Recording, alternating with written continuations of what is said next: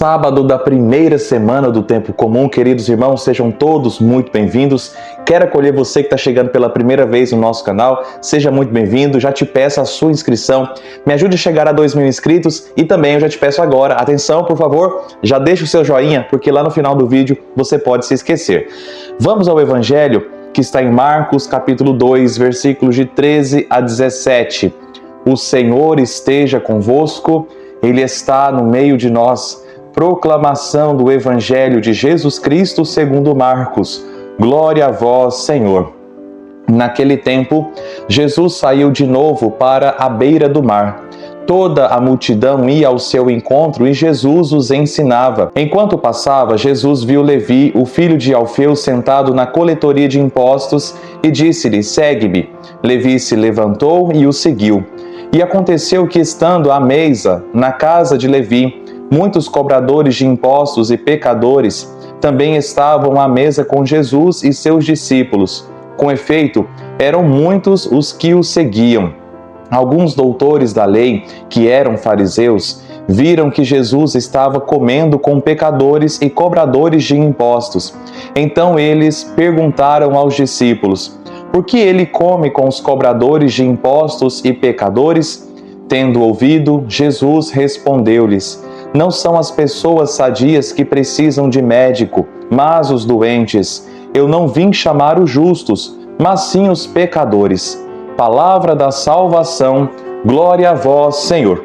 Amados irmãos e irmãs, no ministério público de Jesus, na vida comum de Jesus, que ilumina a nossa vida comum, nós vemos que o Senhor continua ensinando. E aqui, meus irmãos, o ministério de Jesus Cristo, a salvação que vem do nosso Senhor Jesus Cristo, passa necessariamente pelo seu ensino. E é por isso que todos nós, que somos cristãos, precisamos gostar de aprender a partir do nosso Mestre, gostar de ouvir a Sagrada Escritura, entender os ensinamentos da Igreja sobre os mais variados aspectos, porque este ensinamento sara, cura, assim como Jesus disse que ele veio para os doentes. Nós, quando somos ensinados e gostamos de aprender, buscamos ser ensinados por Jesus, por meio da sua palavra e por meio da Igreja, que prolonga a palavra de Deus, aplica a palavra de Deus em todos os cantos.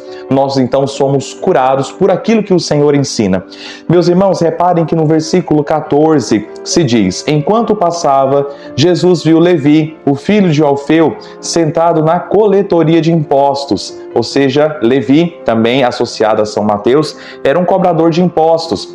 E os cobradores de impostos eram tidos como traidores da pátria, porque eles então cobravam o imposto do Império Romano e, para sobreviver, eles poderiam colocar um valor acima que o Império Romano tinha estabelecido. Então, por exemplo, sobre este controle remoto, o Império Romano tinha estabelecido R$10 de imposto. O cobrador de impostos, para sobreviver, poderia colocar R$20, R$30, R$50, ou seja, ele também era tido como um ladrão. Meus irmãos, minhas irmãs, veja que ele estava sentado, ou seja, ele estava acostumado neste ambiente de roubo. Percebam que quantas e quantas vezes também nós estamos sentados nos nossos pecados. Estamos confortáveis com a vida torta que levamos em qualquer detalhe, meu irmão, seja do adúltero, aquele pecado que é escandaloso, do adultério, do assassinato, aquela mãe que interrompe a gravidez pelo aborto, seja esses pecados grandes e escandalosos, ao pecado da língua, da pessoa que julga, que aponta o dedo, que se acha melhor do que o outro, que pega uma moedinha sem que ninguém perceba, que inventa uma mentirinha. Às vezes nós acostumamos nos nossos pecados, estamos sentados nos nossos pecados porque eles são confortáveis. Mas Jesus olha para esta pessoa e, ao invés de expulsar esta pessoa, ele então diz: "Segue-me." Ele faz o convite para mim, para você, meu irmão. Todos nós somos alvos do convite de Jesus Cristo para segui-lo. O Senhor não escolhe aqueles que são perfeitos. Claro, o Senhor pode escolher alguém que já tem um caminho de santidade mais aguçado, mas o Senhor escolhe aqueles pelos quais Ele quer realizar uma obra de salvação. Porque Jesus Cristo que vai fazer a conversão desta pessoa para ela sair do seu estado de pecado e se tornar um grande evangelizador, como é o caso de São Mateus. Ele se levantou, Levi se levantou e seguiu Jesus. Ele se levantou, ele saiu do seu comodismo, ele saiu do seu canto de pecado, ele se levantou e começou a seguir Jesus. E ele entra então num processo de conversão, um processo de purificação. E, meus irmãos, você pode ter certeza, uma pessoa quando está acostumada, por exemplo, ele está acostumada com dinheiro fácil, passa a seguir Jesus Cristo numa vida mais de austeridade, de dificuldade, de peregrinação, talvez muitas vezes passou pela cabeça dele a vontade de desistir, mas ele não desistiu, ele continuou seguindo. Meus queridos, todos nós também, quando saímos de um campo errado da nossa vida, álcool, bebida, vida afetiva desregulada, até que nós conseguimos superar, dar passos significativos, nós às vezes pensamos em desistir, mas o segredo é em ser perseverante e não deixar de seguir Jesus. E muitas vezes nós vamos ter que nos levantar e seguir. Não é simplesmente um ato só, um momento só, não, mas todas as vezes escutar o convite de Jesus: segue-me, segue-me, e então eu vou me esforçar, eu vou me levantar para segui-lo todos os dias da minha vida, de uma forma constante e perseverante.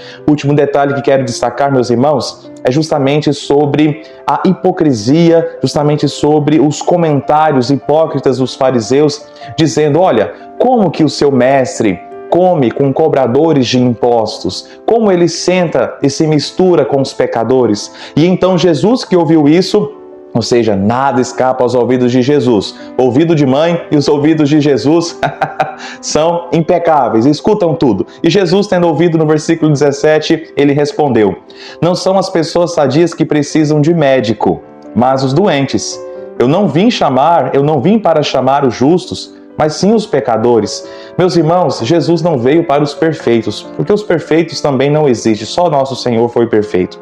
Só nosso Senhor foi perfeito. E depois, claro, a nossa querida mãezinha, Nossa Senhora. Então, meus irmãos, Jesus veio para todos nós, os imperfeitos. Muitas vezes nós, desculpa a expressão, mas a gente torce o rabo e senta, porque a gente aponta o dedo do outro e não percebe o nosso próprio erro. Uma coisa é o discernimento do que a pessoa está fazendo certo e errado, para que eu possa ajudar essa pessoa. E se eu não posso ajudar, que eu procure alguém que possa ajudar. Outra coisa é a pessoa que torce o rabo, senta e aponta o dedo na cara do outro, que não aceita o mínimo deslize do outro. Nós viemos para ser curados por Jesus, e é Jesus que realiza esta mudança, esta cura na nossa vida, meus irmãos. O pior doente é aquele que não se reconhece doente. E Jesus veio para nos tirar da doença. O médico ama o paciente, mas ele odeia a doença do paciente. E é por isso que ele passa remédio, ele passa periodicamente exames para que nós possamos fazer. E Jesus é assim, este médico das almas que quer nos curar.